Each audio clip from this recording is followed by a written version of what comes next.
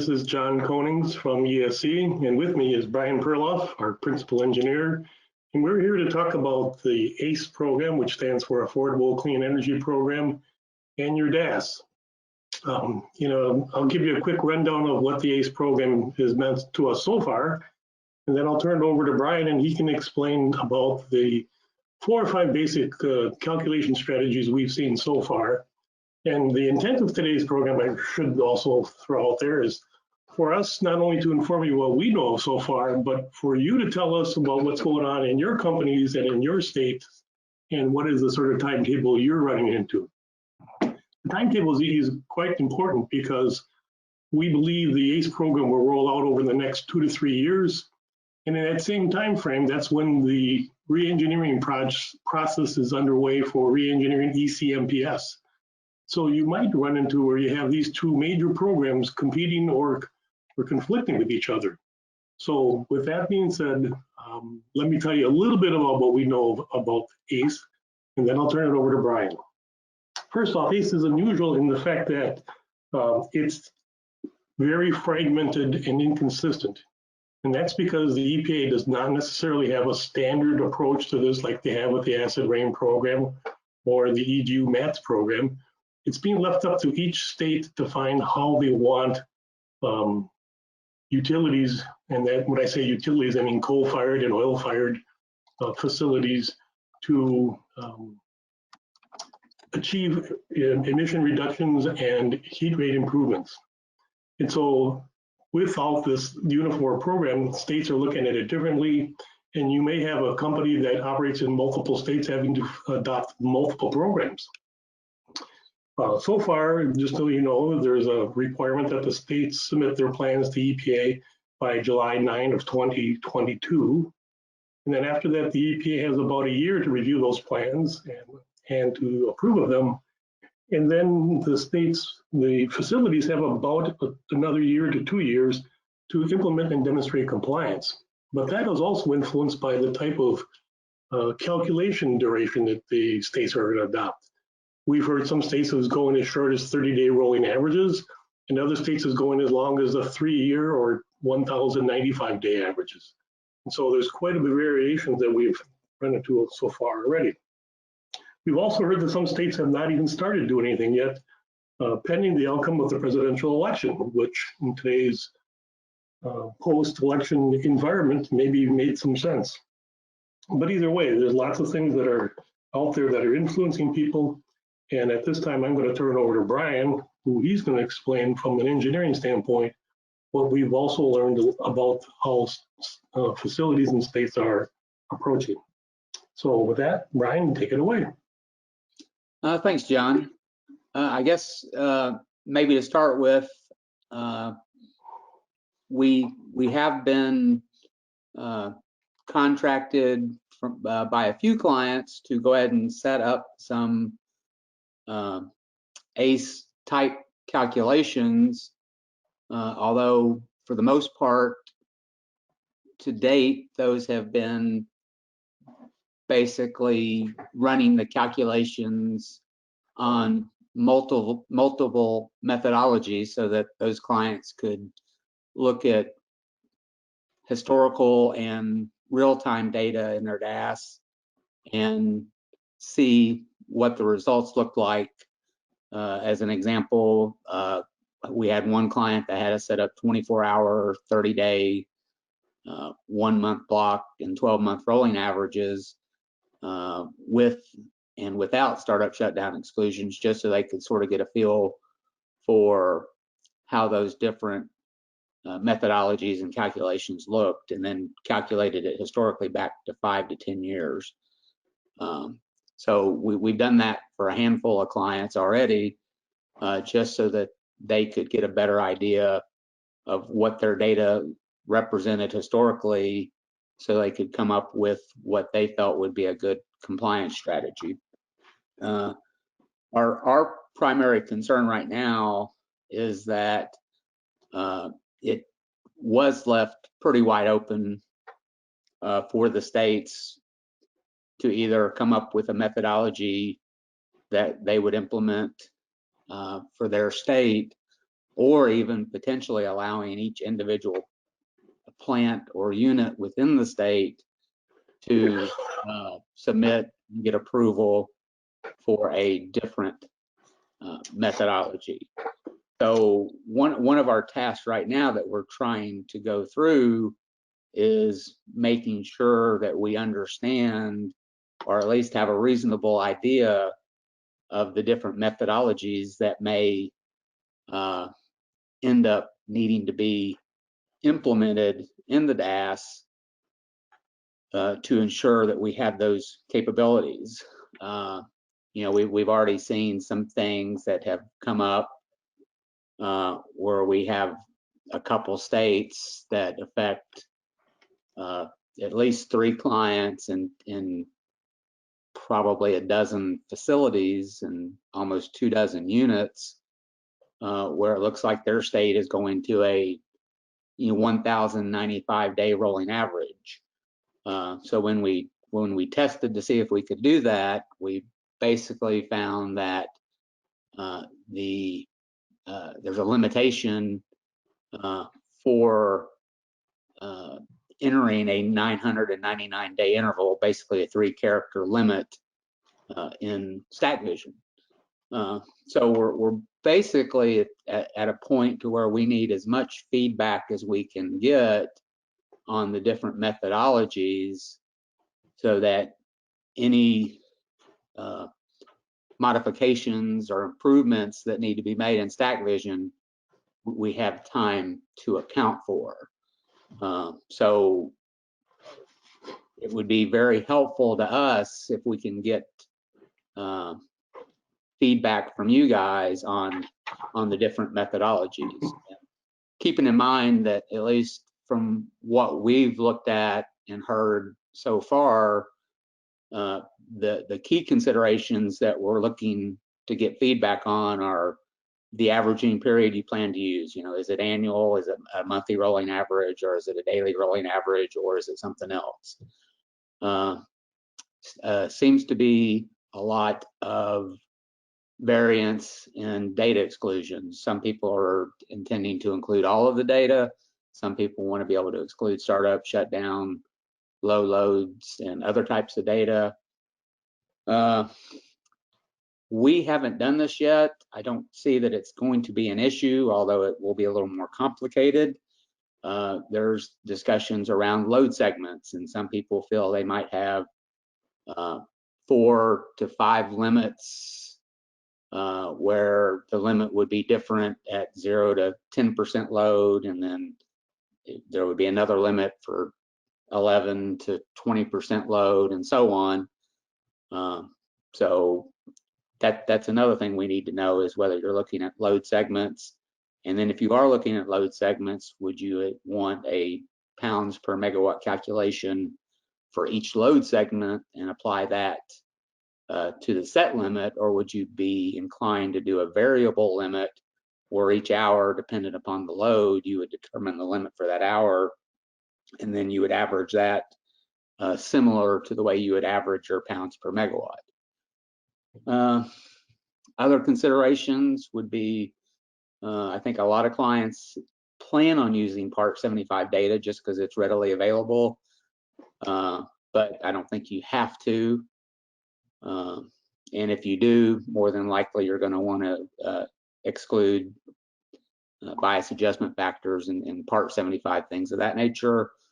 There's a section of the rule, and the rule itself is very vague. There's only 3 or 4 bullet points that actually have any types of details, in my opinion.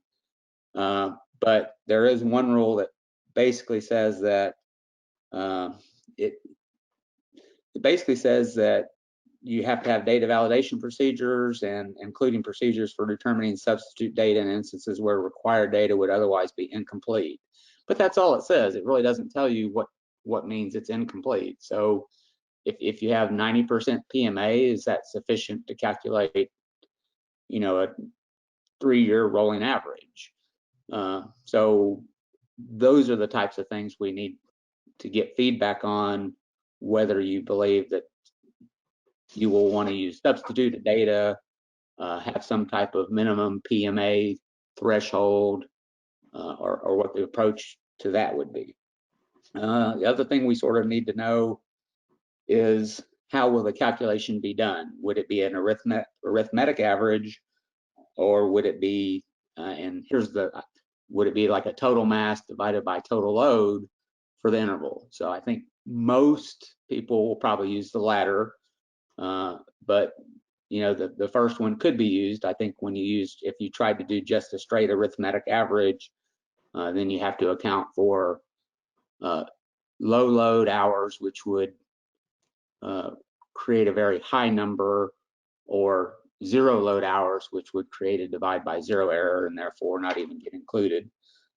One of the other considerations is basically the federal EPA in the rule basically said you could use gross or net load.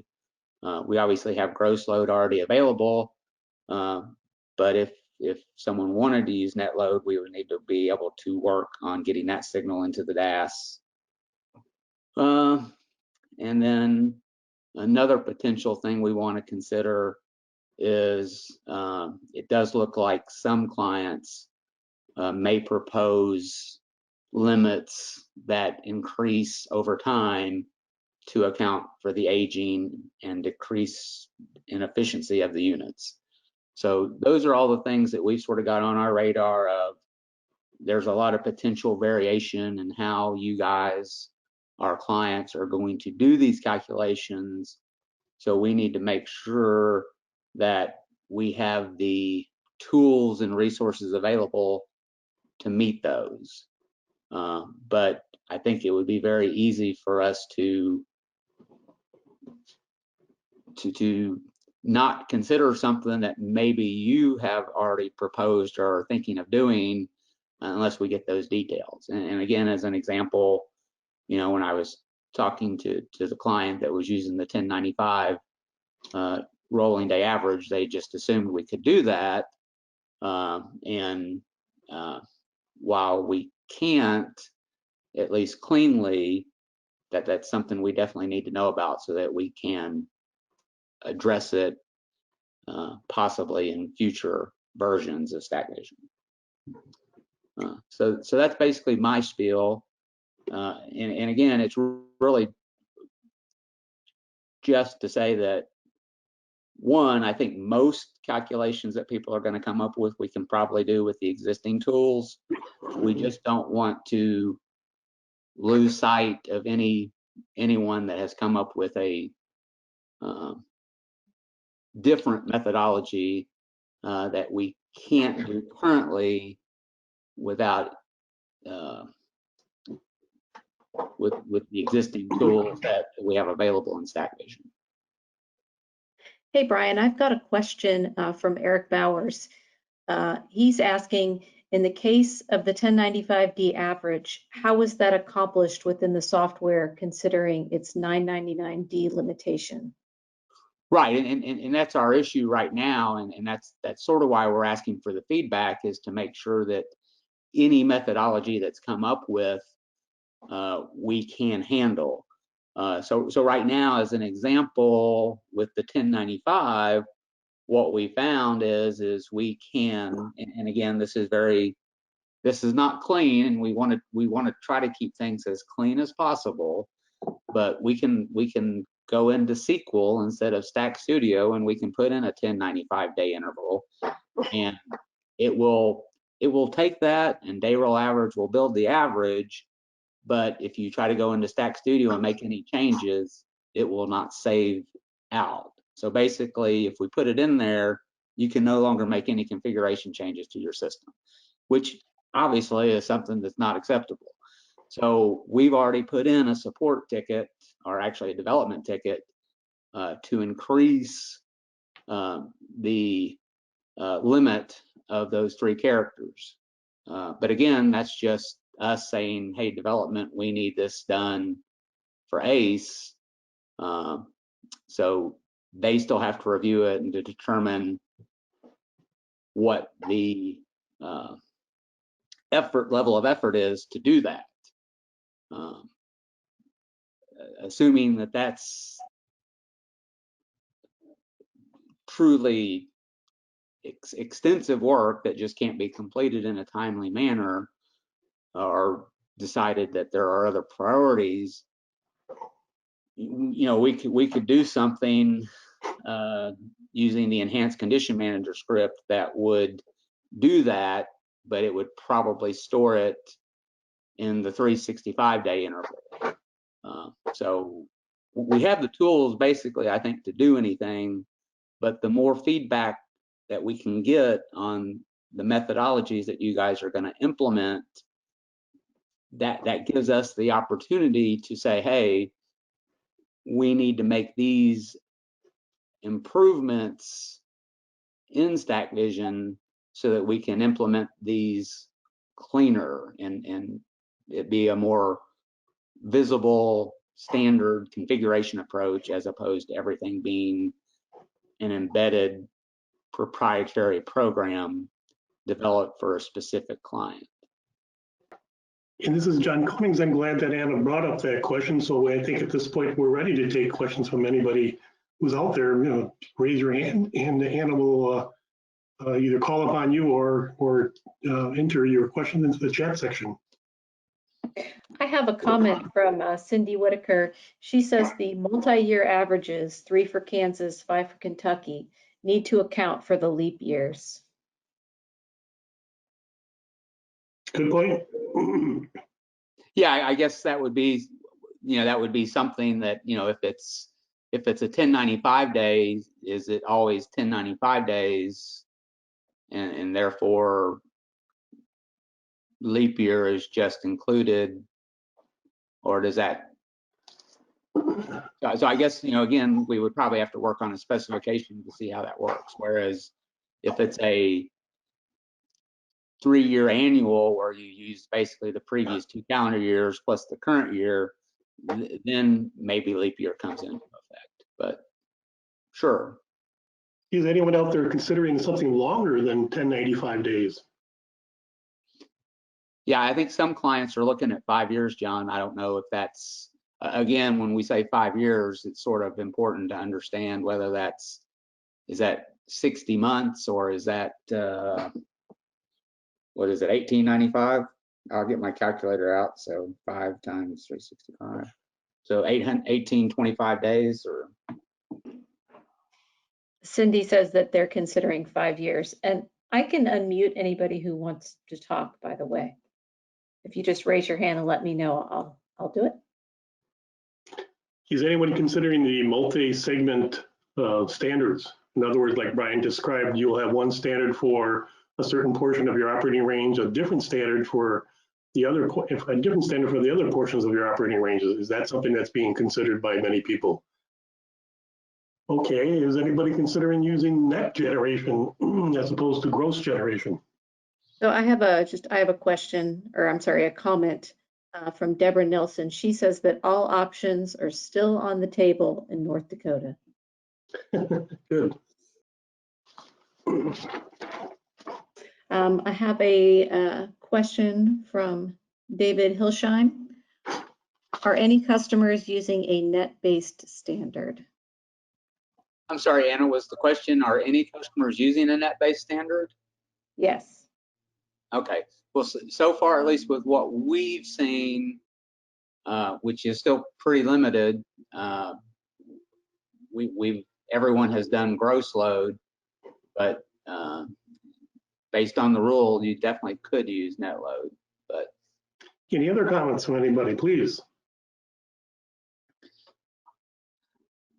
So in general, I guess at least it seems to me that some states are pretty far along in tracking, and other states might not have done a whole lot. Is that a group consensus?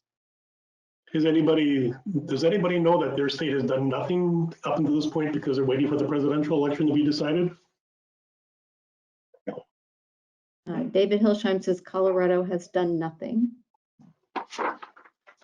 I am also working to try to unmute somebody who wants to speak, but I sent an audio pin, and I believe you need to put in that audio pin before you can unmute.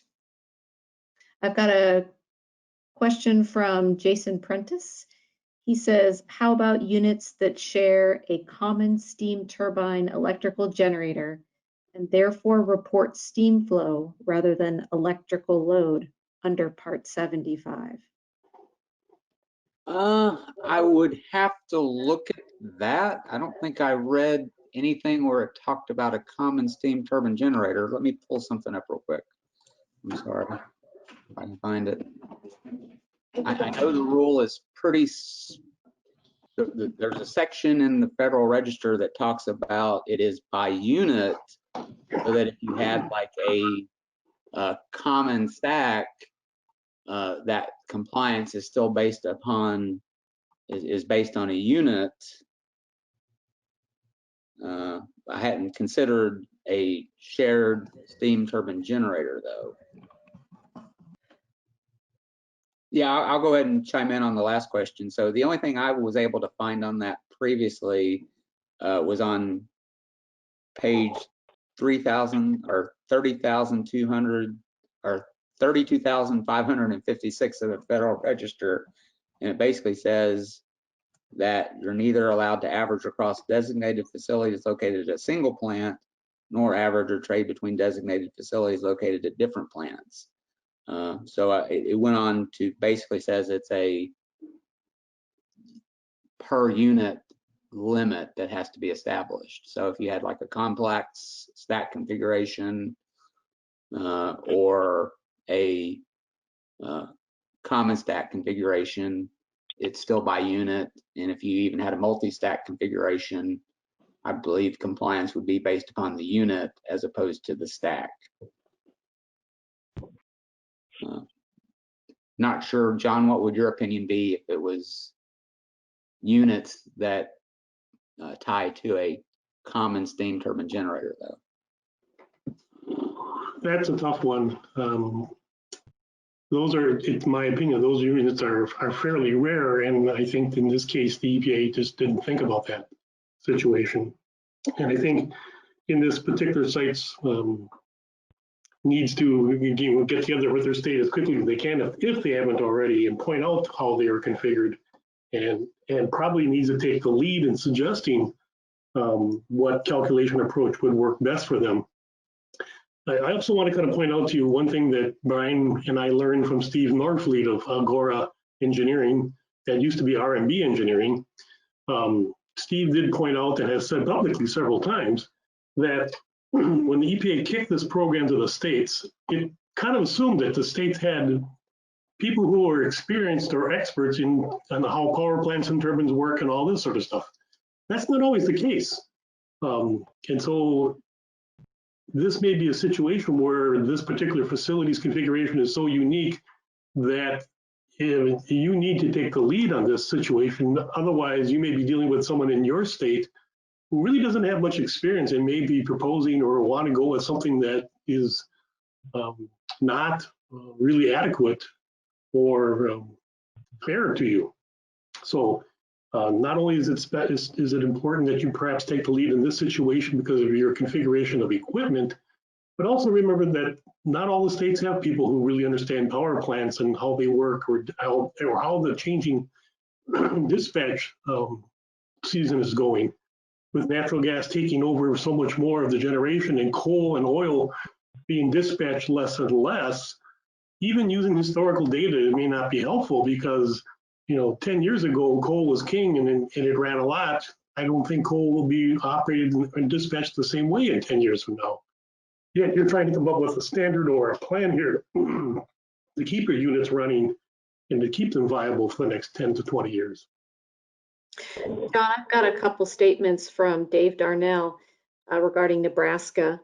He says that Nebraska has had most of their utilities submit their plans and the state has just started their review. Opinions vary between the utilities and the state regarding which method is the best for averaging, etc. The state defers to the feds for many things, so we do not know which way our state will go. And he went on to add that considering the election results, if the incumbent is not retained, what are the odds that ACE will be dropped and the CPP will rise again? If I knew the Hey, answer to that guys. question, I'd be at an Indian casino right this minute.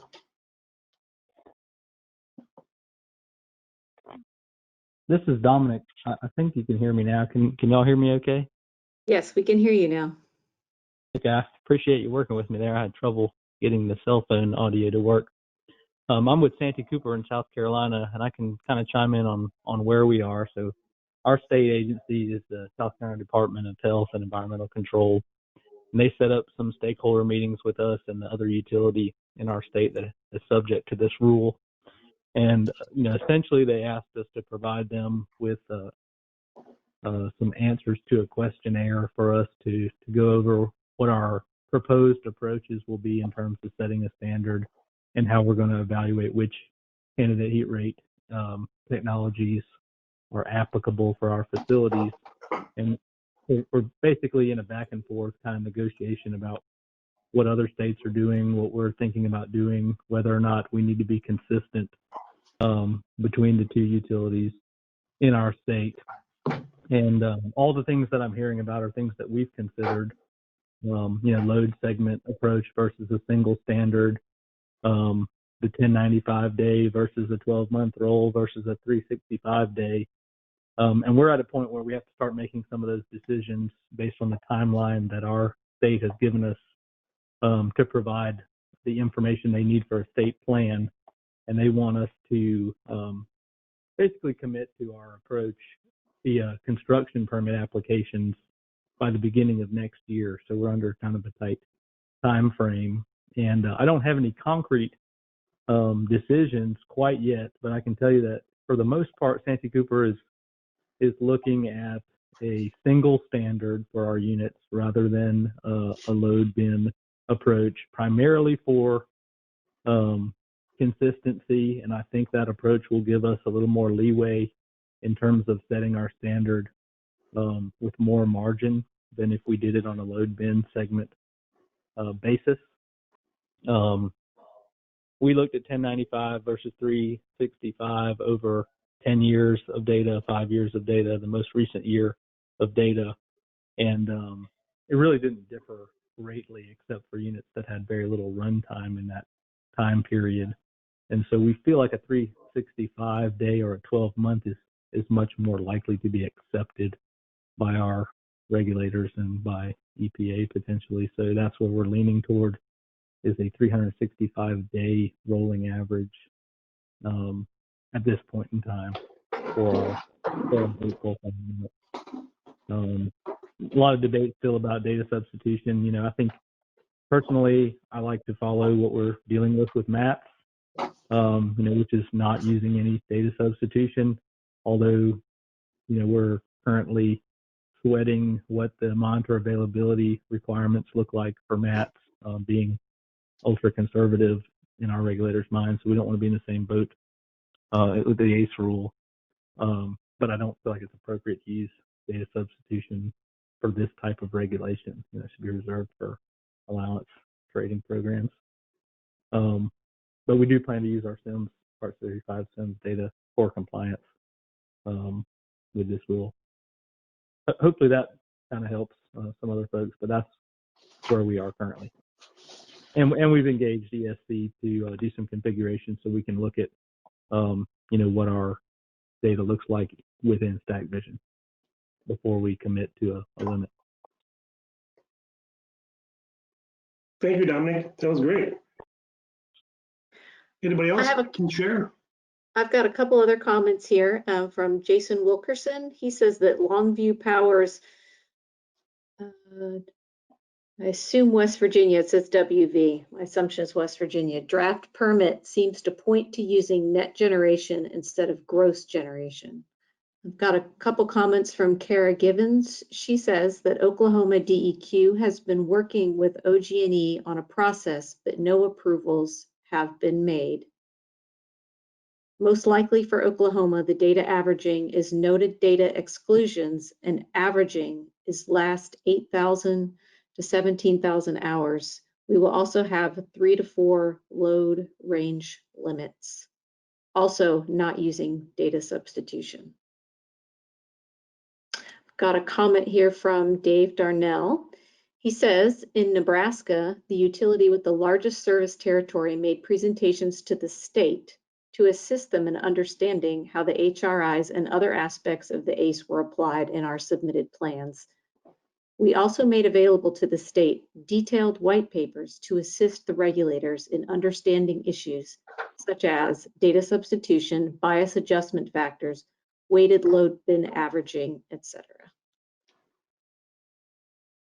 I'm glad to see that Dave's company in Nebraska there took the opportunity to educate the regulators as what the relevant issues are. That was very good.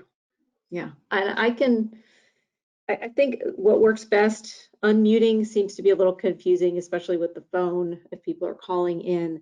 If I just make you a panelist, it seems like you'd be able to speak. So if anybody wants that, please just let me know and you can make your comments freely. And let me leave you with one more plug that ties into both those panel sessions next Tuesday. As you can know, that the ACE program here is going to involve, it's going to probably roll out over the next 2 to 3 years, maybe even a little longer, maybe not. But during that same period of time is when the ECMPS reengineering is going to be undertaken. And that's what Chris Worley is going to be talking about.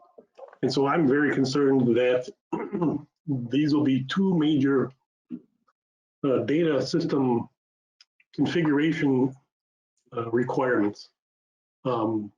If you are a MATS reporting facility, you're going to have to make changes to your EDR files to accommodate the new MATS reporting requirements that begin in 2024. If you are not a MATS reporting, but the ECMPS tool is being replaced by another new tool, you're going to have to spend time coming up to speed on that new tool. Then at the same time, you're going to be dealing with ACE. So you can see where there may be some conflicts, both for budget reasons and for manpower and engineering time going on for the next 2, 3, 4 years. And so I just want to bring that to everybody's attention that these are both types of situations where you can't fully expect to call up ESC on a Monday and have them drop what they're doing and start on your system that day, because everybody else is going to be in the same boat as you are. So you need to plan ahead. You need to budget for these things. You need to let us know in advance what your ideas are. You need to let us know in advance what your timetable is.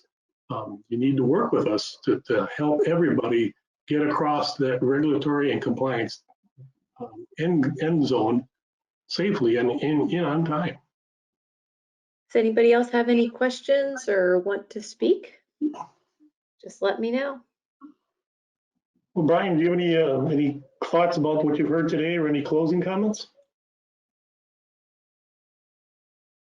Not really. I think, at least the feedback we have gotten today is very helpful. It's in line with what we suspected, in that each state and or even potentially plants or units within a state may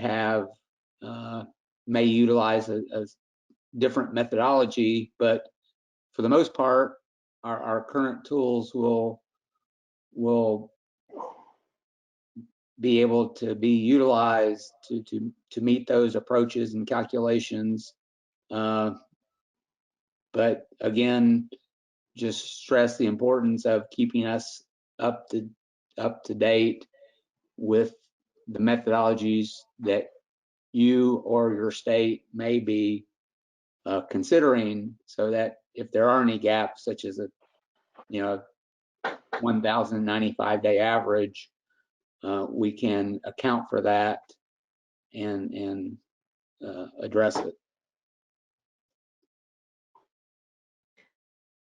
I have a comment from Dave, which is so long that I wish I could just unmute him so he could say it, but I will try my best.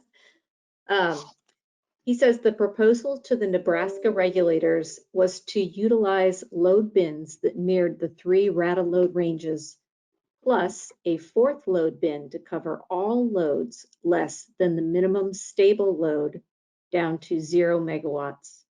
A CO2 standard was developed for each load bin utilizing 99.5% UPLs. The quantity of megawatts generated in each bin was used to produce a final weighted CO2 standard for the specific averaging period. Then the total CO2 produced during the averaging period was divided by the total generation during the averaging period to derive the actual CO2 rate for the averaging period. The averaging period and whether block or rolling should still use the same methodology. Thank you. I think that one was just a test for me to make sure I got it all correct.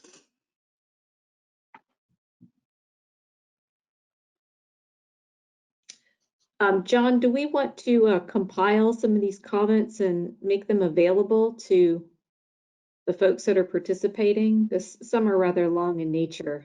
If we can, that'd be great. I tried to take some notes, but I don't know if anybody can read my handwriting or whatever else, but I'll certainly do my best. Yeah, we can definitely send these out. So I think there was a lot of really good information that people provided that they might be interested in. Sure. Why don't you and I talk about doing that offline, Anna? Okay. Thank you very much, everybody. You can always call us or email us if you have any thoughts. Thanks again. Bye-bye.